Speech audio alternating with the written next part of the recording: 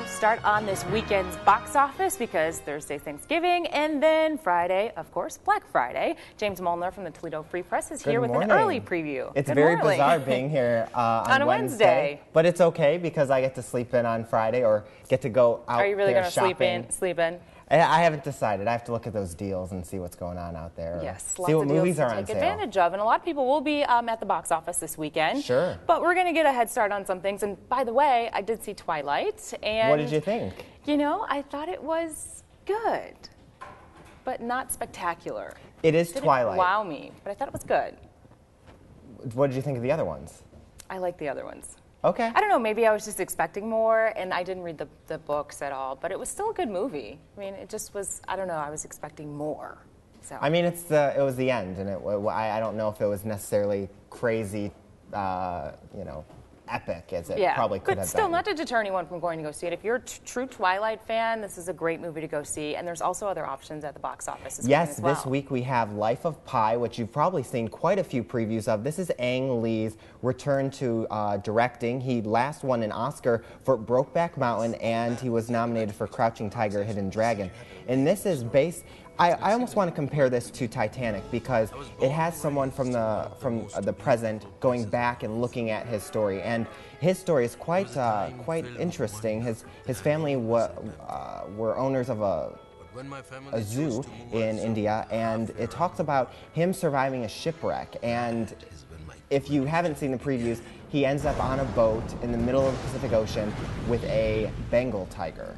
And so it's his story of surviving multiple days and months at sea with this tiger. And it's really fascinating. I would say the visuals are stunning, the 3D is stunning.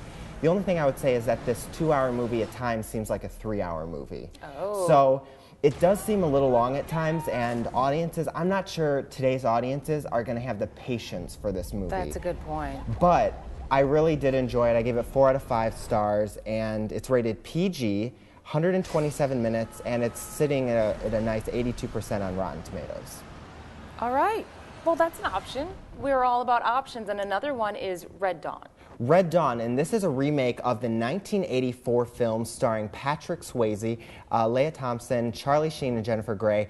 And if you haven't seen the previews for this one is about North Koreans invade Spokane, Washington, and are kind of trying to take over America, starting with Washington. And Chris Hemsworth, as you see there, Josh Peck, Josh Hutcherson, and multiple others kind of form this group to try and combat and save America in their hometown from North Korea. It's interesting, originally in the 1984 movie, this was the Soviet Union and Cuba, and they were originally going to do China invading, but because China is such a big box office, for box office fans and whatnot, they didn't want to make them angry, so they decided to change it to North Korea. I'm really into this preview. This movie looks great. It could be. A lot of the critics are saying the dialogue is pretty poor, and along with the script, and the acting is bad. Oh. And the first version may be the better option. This is rated PG-13 and sits at just under 2 hours. Well, I guess you'll have to be your own judge and go to the weekend box office and check it out. James, where can folks go for more information about you? They can also go to ToledoFreePress.com/movies. The other movie coming out, Rise of the Guardians, the animated film, and that's for kids. And kids are going to really enjoy that one if they go and see that. It's all your holiday heroes coming together to save the world. All right, James, thank you so much for joining us. We have to take a break. We will be right back with one more check of your out-the-door forecast. Stay tuned.